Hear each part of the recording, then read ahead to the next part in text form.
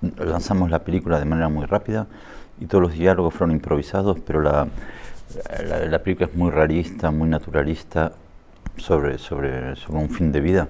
Nadie está preparado a ver a sus padres descomponerse y caer en estados de infancia o de demencia donde dependen totalmente de sus propios hijos.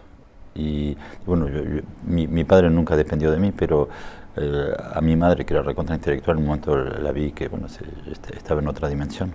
Y existen estados de terror natural que son mucho peor que cualquier estado inducido por la droga. Estrenar productes al festival amb tres finestres, que seria la finestra, diguéssim, del cinema quan passen els dies del certamen, després la finestra de Filmin, per a aquells espectadors que són subscriptors o tenen el seu abonament del festival de les altres ciutats de la península per veure aquestes pel·lícules, i després la finestra d'IV3 Televisió, que és la televisió pública en obert de les Illes Balears. Aquesta sèrie és una sèrie que generarà interès. Generarà per un costat un interès perquè està basat en una novel·la que de per si és de molta qualitat i realment explica coses molt en base a idiosincràsia balear o mediterrània i algo que és molt nostre, no?